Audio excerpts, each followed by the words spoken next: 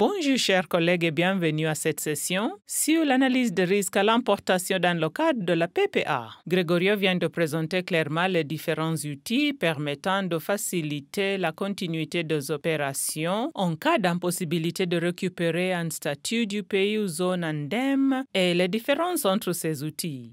Je vais me concentrer sur la compartimentation et les outils de mise en œuvre en fonction des lignes directrices de l'OMSA. Il s'agit d'une présentation assez austère, mais Peter saura y remettre l'ambiance plus tard en présentant l'expérience sud-africaine de compartimentation. Les diapositives sont riches en contenu, mais notez les liens vers les normes de l'OMSA, le code terrestre et le guide sur la compartimentation. J'ai ajouté aux diapositives les références des normes pour que vous puissiez les retrouver plus tard. Qu'est-ce qu'un compartiment indemne de PPA?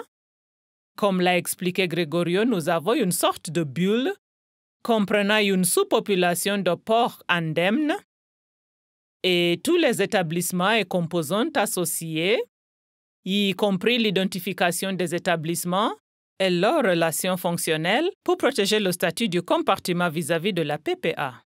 Nous obtenons ainsi une séparation épidémiologique complète de la population animale du compartiment et des animaux extérieurs. Concernant quelles composantes inclure dans le compartiment, il faut déterminer quelle est la marchandise concernée. Par exemple, dans le schéma qui n'est pas très complexe, si nous proposons des porcs vivants ou du matériel génétique, nous n'avons pas à inclure les abattoirs et ateliers de transformation. Cependant, si le compartiment vise à vendre de la viande de porc, il devra inclure ces établissements.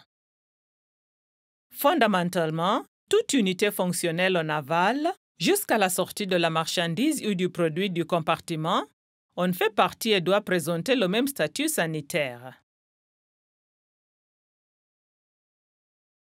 Dans le cadre du processus assurant la sécurité du compartiment et sa protection contre l'incursion de la PPA, nous devons très bien comprendre la chaîne d'approvisionnement et de valeur du porc.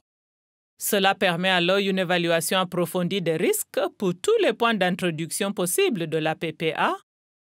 Cela nous aide à formuler nos mesures de gestion de risque. Je ne vais pas trop donner de détails, car cela a déjà été évoqué lors de la 3e session de ce webinaire. Nous y avons détaillé cette chaîne d'approvisionnement et de valeur et les différents acteurs de l'importation à la transformation jusqu'au consommateur.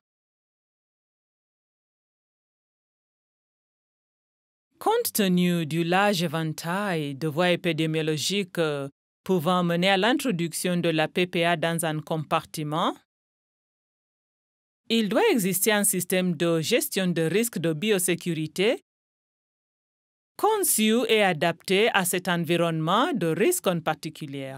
Pour ce faire, le risque d'introduction et de propagation de la PPA au sein du compartiment doit être établi via un processus structuré d'évaluation des risques fondé sur les dispositions du chapitre 2,1 du Code terrestre. Nos collègues Noël et Thomas approfondiront ce sujet ultérieurement. Je ne vais donc pas m'y attarder. L'évaluation des risques entrepris au sein du compartiment doit être consignée dans un document d'évaluation de risque opérationnel détaillant la politique de gestion des risques du compartiment, y compris les programmes de biosécurité et de surveillance. En cas de changement de la situation épidémiologique externe affectant le risque de PPA pour le compartiment ou d'une modification significative de la configuration du compartiment pouvant affecter le risque pour ces extrants, alors le processus d'évaluation des risques doit être renouvelé et la stratégie de gestion des risques révisée. Après l'évaluation sont établies les mesures d'atténuation des risques qui doivent comprendre des systèmes de gestion de la biosécurité, de surveillance de la PPA, et de traçabilité des animaux, de la viande et des entrants concernés tels que les aliments. La gestion de la biosécurité doit être assez efficace pour garantir l'intégrité du compartiment et faire en sorte que son statut zoosanitaire ne soit pas compromis par des changements dans le contexte élargi de la PPA. Par exemple, en cas d'introduction de sangliers infectés dans la zone, le système de gestion de la biosécurité doit pouvoir y faire face. Dans le guide, nous avons inclus une liste de contrôles de biosécurité que vous pouvez consulter lors de l'élaboration de votre plan de biosécurité. Puisque l'efficacité du système de gestion de la biosécurité d'un compartiment dépend d'une culture de conformité très forte au sein du personnel, il est important d'inclure la direction et le personnel du compartiment lors de l'évaluation des risques afin qu'ils puissent s'approprier les mesures. La surveillance est un élément essentiel. Son objectif est double, de montrer l'absence de la PPA dans un compartiment, mais aussi pouvoir détecter rapidement une introduction de la PPA. Il s'agit donc d'un système de détection précoce. L'exploitant du compartiment doit alors collaborer de près avec l'autorité vétérinaire à la conception du système de surveillance qui doit être approuvé. Ce dernier doit être développé sur la base d'une compréhension de voies de risque et de l'importance de chaque étape pour la transmission de la PPA.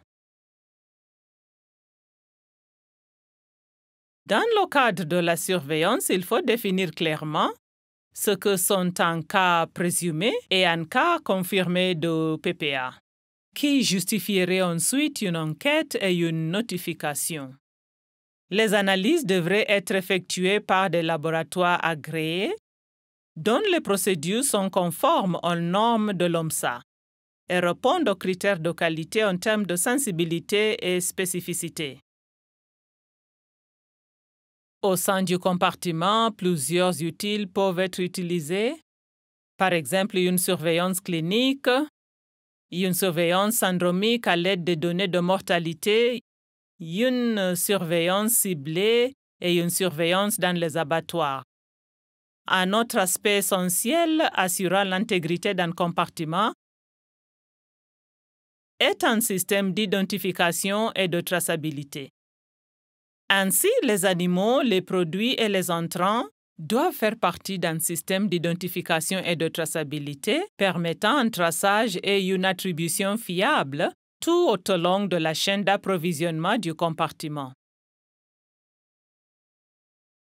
Vous le savez maintenant, un compartiment n'est pas un élevage appliquant des mesures de biosécurité. C'est un système plus large au processus structuré impliquant des interactions entre les secteurs privés et publics pour divers éléments, dont l'évaluation des risques, l'adéquation des mesures de gestion de risques, le tout soutenu par le solide partenariat privé-public et un cadre réglementaire national soutenant la compartimentation. Le secteur privé et les tiers sont surtout responsables de l'exploitation quotidienne du compartiment. Le secteur public se consacre à la contribution du compartiment au statut zoosanitaire général du pays grâce à la bonne application des mesures de gestion. Le secteur public ou le gouvernement est aussi responsable du contrôle du statut du compartiment et de la délivrance de certifications. L'autorité peut prévoir ces programmes de compartimentation par le biais de sa législation ou d'autres instruments tels que les mémorandums d'entente. En définitive, l'autorité vétérinaire doit assumer la responsabilité du développement et de la formulation du cadre réglementaire du programme de compartimentation. Ce programme doit comporter divers éléments permettant la création et le maintien de compartiments indemnes de maladies, y compris une précision de rôle et de responsabilité de tous les acteurs, les normes de biosécurité à respecter, une description des procédures de diagnostic et des procédures d'audit. Voici les étapes du processus de validation et de reconnaissance des compartiments. L'exploitant du compartiment doit soumettre à l'autorité vétérinaire une proposition très complète du compartiment, accompagnée de documents justificatifs décrivant les composantes et aspects pertinents du compartiment. Il doit démontrer que les éléments nécessaires en termes d'évaluation des risques de biosécurité, de surveillance, de traçabilité et de pratiques de gestion peuvent être mis en œuvre de manière efficace et continue. L'autorité vétérinaire étudie ensuite la proposition et réalise un audit pour s'assurer que les normes du compartiment sont conformes au cadre réglementaire avant de donner son accord. Pour sécuriser les exportations, la négociation entre gouvernements est très importante dans le processus de reconnaissance. De préférence, elle est menée en temps de paix, avant l'apparition d'une épidémie. Un compartiment peut tout de même être autorisé en cas d'épidémie dans la région, tant que l'intégrité du compartiment peut être assurée et protégée.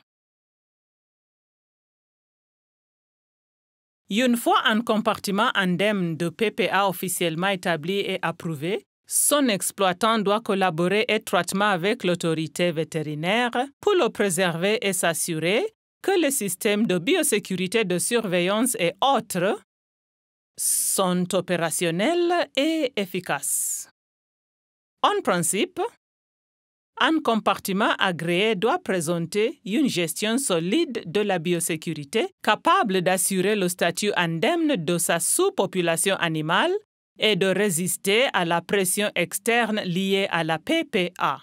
J'ai déjà mentionné le renouvellement de l'évaluation des risques à chaque changement du profil de risque de la PPA dans l'environnement afin d'améliorer les mesures d'atténuation des risques.